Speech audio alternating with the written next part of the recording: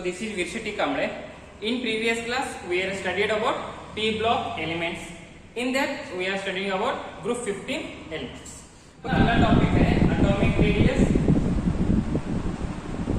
और covalent radius. Of the distance between the two covalent radius क्या है?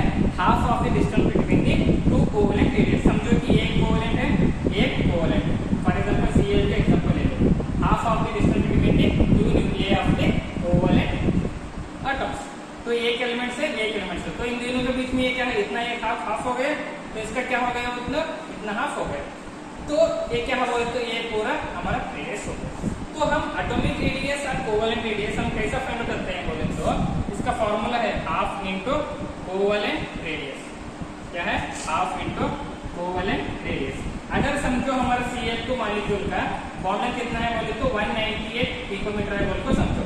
तो अगर हम इसको इसका एटॉमिक रेडियस और कोवेलेंट रेडियस फाइंड करने का है तो कैसा करते हैं बोले तो 198 डिवाइड बाय 2. तो कितना होता है बोले तो ये 99 पिकोमीटर. तो Cl2 मॉलिक्यूल यानी कोवेलेंट मॉलिक्यूल ऑफ Cl2 का कितना हो गया एटॉमिक रेडियस बोले तो 99 पिकोमीटर. ओके, ये हमारा सेकंड है आयोनिक रेडियस. तो आयोनिक रेडियस किसको बोलते हैं बोले तो the distance between the outermost electrons in the nucleus. क्या है? The distance between the outermost nucleus in the atoms. Okay, तो इसमें क्या होता है बोले तो अगर फॉर एग्जांपल आयरन ले लो तो उसका समझो कि ये 98 है इसका पिकोमीटर. अगर इसके ऊपर चार्ज है +2 है तो क्या होता है बोले तो और डिक्रीज होता है. फॉर एग्जांपल 88 होता. अगर Fe+3 रहे तो कितना होता है बोले तो ऐसा 78 रहता. तो मतलब किस तरह एक एलिमेंट्स के ऊपर चार्ज रहे तो उसका क्या होता है बोले तो आयोनिक रेडियस कम होता रहता है. ओके, इसको हम क्या बोलते हैं? Ionic radius. ये हमारा थर्ड प्रॉपर्टी है. क्या है बोले तो आयोनाइजेशन एंथैल्पी. आयोनाइजेशन एंथैल्पी इसको हम क्या बोलते हैं बोले तो शॉर्टकट में आई बोल के भी हम बुलाते हैं. तो आयोनाइजेशन एंथैल्पी का मीनिंग क्या है बोले तो अगर समझो कि एक बॉन्ड है फॉर एग्जांपल Cl2 मॉलिक्यूल से यानी Cl is bonded with another Cl. सो इन दोनों के बीच में जो हमको बॉन्ड ब्रेक करने के लिए कितना एनर्जी चाहिए रहता है ना, उसको हम क्या बोलते हैं बोले तो आयोनाइजेशन एंथैल्पी बोलते हैं.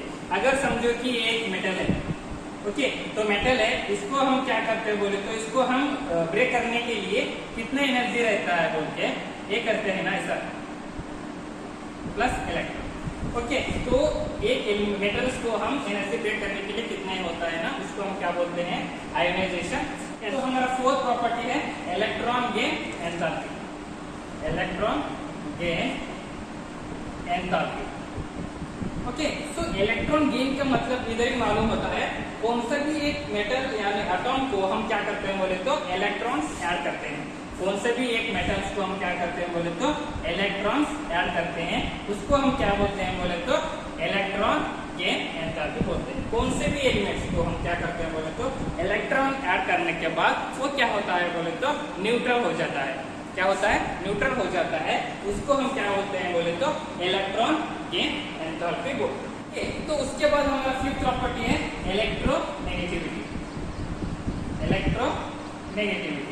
तो इलेक्ट्रोनेगेटिविटी का मीनिंग क्या होता है बोले तो कौन सा भी एक एलिमेंट्स बॉन्ड होने के लिए जो एक कोवेलेंट की तरह काम करने को हेल्प होता है ना, उसको हम क्या बोलते हैं बोले तो इलेक्ट्रोनेगेटिविटी. कौन से भी एक एलिमेंट्स को बॉन्ड करने के लिए कोवेलेंट की जरूरत है ना, उसको हम क्या बोलते हैं बोले तो कोवेलेंट इलेक्ट्रोनेगेटिविटी. तो इलेक्ट्रोनेगेटिविटी फ्लोरीन का क्या है बोले तो fluorine is the most highly electronegativity है. और जो हमारा आयोडीन है वो क्या है बोले तो लो इलेक्ट्रोनेगेटिविटी है. ओके, ये क्या है बोले तो हमारा प्रॉपर्टीज हो गए. तो अभी हम क्या करेंगे बोले तो ये सभी हमारा तो पीरियोडिक टेबल में कैसा अप्लाई होता है बोल के देखेंगे. बोले तो हमारा ये पीरियोडिक टेबल है. ये क्या है बोले तो हमारा पी ब्लॉक एलिमेंट्स यानी पी ब्लॉक.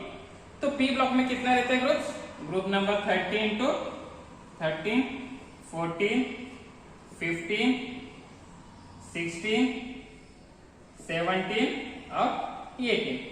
तो अभी हम कौन सा ग्रुप पढ़ाई कर रहे हैं? Group number 15. कौन सा है? नापास सभी भिखारी, नापास सभी भिखारी, यानी नाइट्रोजन, फास्फोरस, आर्सेनिक, एंटीमनी और बिस्मथ। समझ में है? नाइट्रोजन, फास्फोरस, आर्सेनिक, एंटीमनी और बिस्मथ। थोड़ा जो हमारा पीरियोडिक टेबल में है, थोड़ा क्या होता है बोले तो पीरियोडिसिटी कैसा चेंज होता है, यानी जो एटॉमिक रेडियस, आयनिक रेडियस कैसा चेंज होता है बोल के अभी हम देखेंगे। तो हमारा पहला वाला प्रॉपर्टी है atomic radius, atomic radius and ionic radius. Okay, तो अगर हम if we are moving from top to bottom or if we going from down the group, अगर हम नाइट्रोजन से बिस्मथ तक ऐसा नीचे आते हैं ना, तब हमारा क्या होता है बोले तो एटॉमिक रेडियस इज इंक्रीज। क्या होता है जब हम if we are going from down the group, atomic radius is increases from nitrogen to phosphorus। उसके बाद जो है आर्सेनिक से आर्सेनिक टू बिस्मथ, इसमें क्या होता है बोले तो कोवलेंट रेडियस इंक्रीज होता है।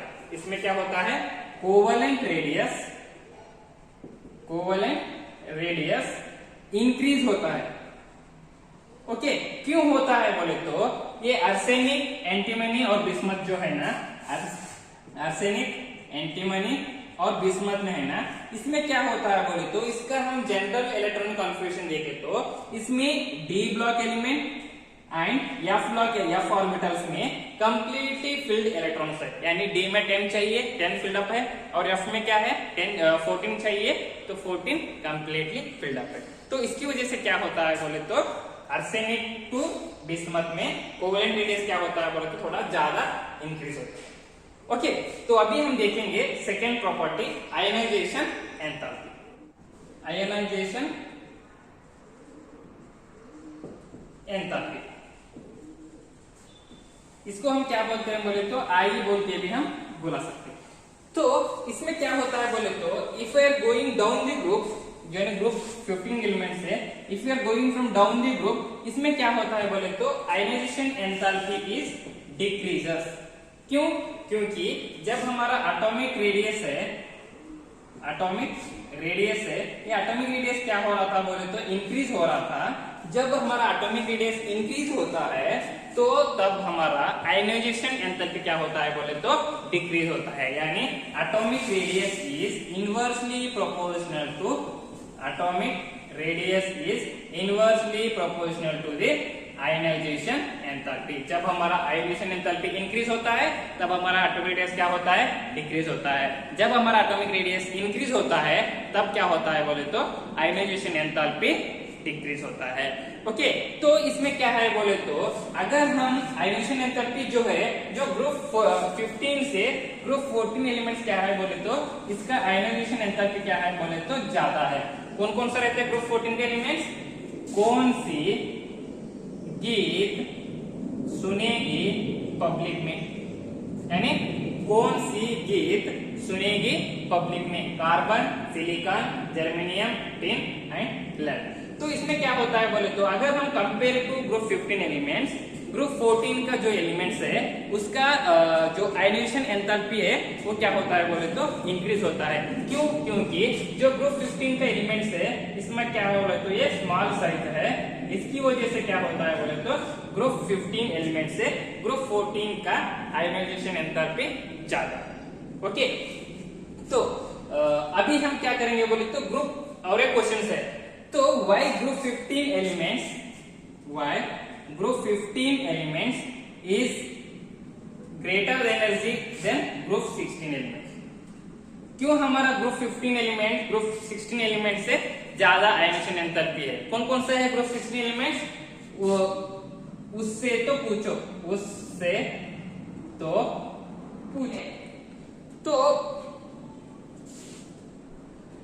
तो इसमें क्या होता है बोले तो जो हमारा ग्रुप 16 एलिमेंट्स है यानी oxygen, sulphur, selenium, tellurium, polonium, तो इसमें क्या होता है बोले तो compare to group 15 elements group 16 का एलिमेंट्स का आयनाइजेशन एंथैल्पी क्या है? लो है। क्योंकि इसमें क्या होता है बोले तो हाफ फिल्ड पी ऑर्बिटल से they have stable electronic configuration की वजह से जो हमारा ग्रुप 15 है ग्रुप 16 की ग्रुप से ज़्यादा आयोनाइजेशन एंथैल्पी है। Okay, electronegativity. तो इलेक्ट्रोनेगेटिविटी क्या होता है बोले तो ये भी सेम, अगर हमारा एटॉमिक रेडियस इंक्रीज हुआ, एटॉमिक रेडियस इंक्रीज हुआ, तब हमारा इलेक्ट्रोनेगेटिविटी क्या होता है बोले तो ये डिक्रीज होता है। क्या इलेक्ट्रोनेगेटिविटी क्या होता है बोले तो डिक्रीज होता है। ओके, तो कैसे बोले तो if we are going down the group, then if atomic radius is increases then our electronegativity will be decreases। मतलब जो हमारा atomic radius is inversely proportional to the electronegativity।